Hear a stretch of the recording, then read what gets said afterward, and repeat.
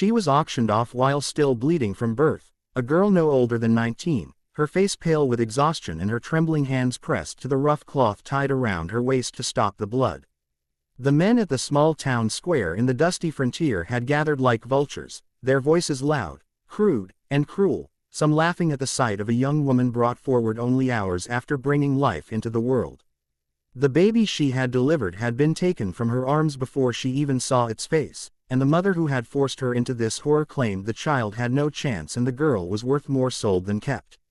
She had been raised like a servant in her own home, fed lies that she was unworthy, and when her body gave life, instead of being cradled with care, she was dragged half dead into the open air to stand as if she were livestock. The auctioneer's voice thundered as he called her broken, damaged, used up, but still a body for some man's ranch, some man's pleasure, some man's cruelty, and the bidding began with laughter. She swayed on her feet, her knees threatening to buckle, her lips dry as dust, her heart pounding with shame and terror, but then among the jeers, one voice cut through, not mocking, not lustful, not cruel. It was steady, low, calm, and held something she had never heard before, respect. The crowd turned, surprised, for the rancher was known to keep to himself, a man scarred by loss, who lived far out on his spread with only cattle and horses for company.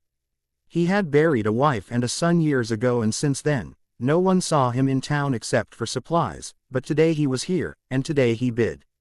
He didn't argue, didn't jest, didn't haggle. He named a price so high the crowd fell silent, stunned. The auctioneer blinked, tried to stir more bids, but none dared challenge. With one firm nod, the man claimed her, not like property, but like someone taking responsibility. He walked forward, removed his hat, and for a moment she thought he might strike her, but instead he lifted his coat and wrapped it around her shoulders, hiding the blood, the trembling, the shame.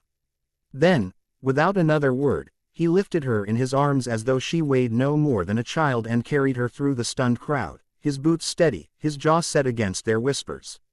She wanted to fight, wanted to resist, for every man she had ever known brought only pain, but the warmth of the coat and the steadiness of his heartbeat against her ear broke through her fear, and she let her head rest against him. He placed her in his wagon, covered her with blankets, and drove out of town without looking back once. On the long ride, she tried to ask what he wanted, what he expected, but her voice was too weak, and he only said quietly, "Rest.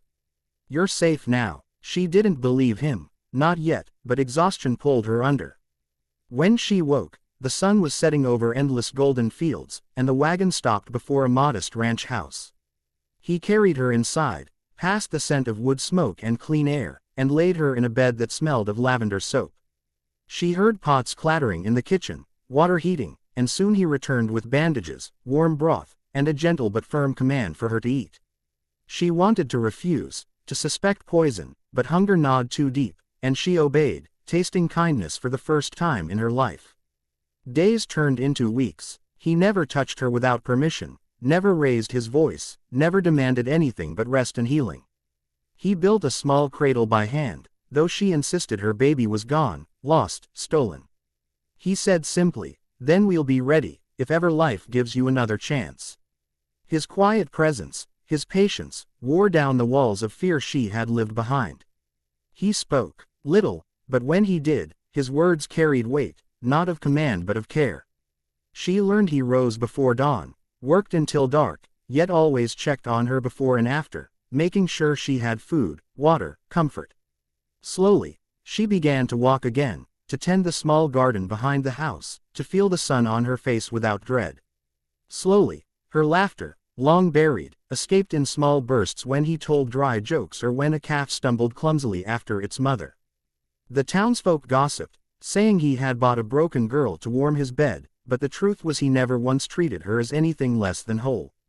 He gave her freedom in a world that had caged her, dignity when all she knew was shame. And though she carried scars, both in her body and soul, she began to believe what his steady eyes told her without words: she was more than what had been done to her. She was worth saving, worth cherishing, worth loving.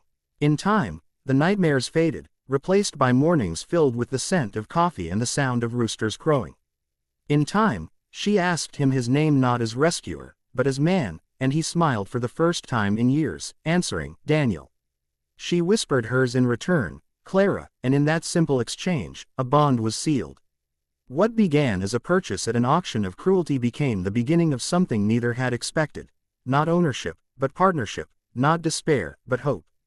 And though the past could never be erased, together they built a future on the wide open land, a future where she was no longer a girl bleeding and broken, but a woman healed, chosen, and free, because one rancher bought her not to keep her, but to give her back to herself.